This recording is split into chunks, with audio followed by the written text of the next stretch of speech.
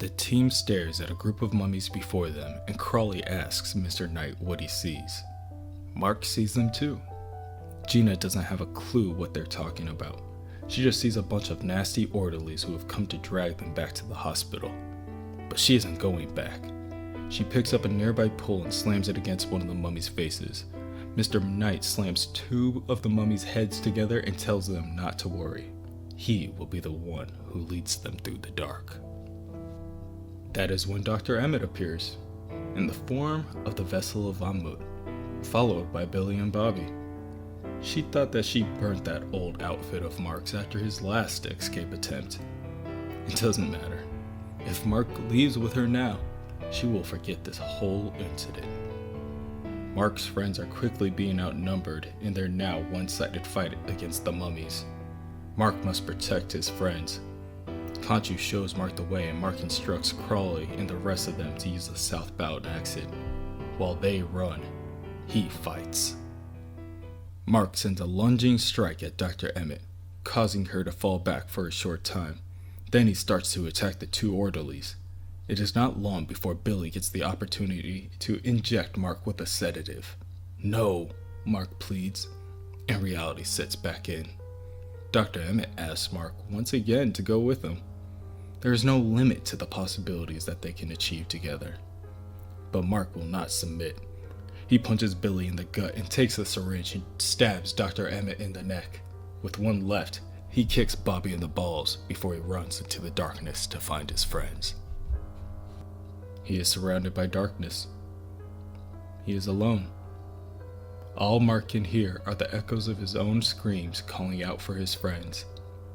He begins to panic and his breathing becomes short. He drops to his knees and rips off his mask. That is when Khonshu appears and tells Mark to remember who he is. Khonshu is a guide for Mark, just as Mark should be a guide for others. He alone can be the light that shines into the infinite darkness. He alone is the world's only hope. Mark's voice cracks as he explains to Khonshu that Emmett did something to him. He can't see the truth anymore. He needs to know what is and what isn't real. Khonshu tells his disciple that it doesn't matter.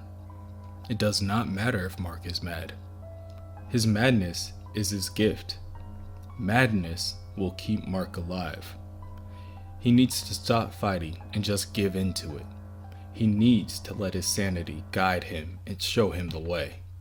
Suddenly, Mark can see again, and he continues forth. He runs through the corridors until he's struck by a pole. It's Gina and the rest of his team. She apologizes, but they are quickly running out of time. The orderlies are closing in.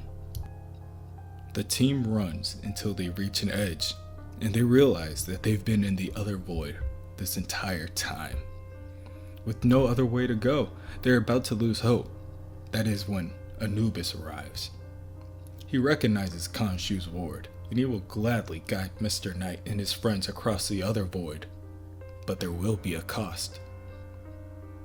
Gina pouts. She doesn't have any money for the bus driver. She doesn't even have her Metro card. Crawley nominates himself. He knows what Anubis is asking for. It's one of their souls.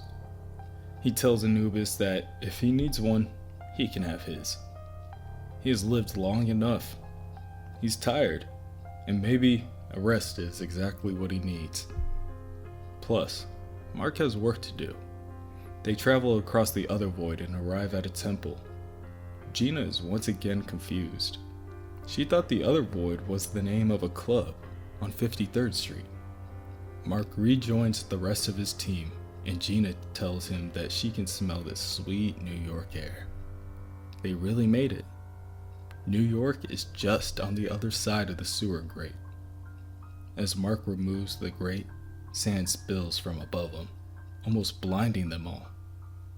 When the sand slows down, they get a chance to climb to the surface. And once they are there, they notice that this isn't the same New York that they all remember.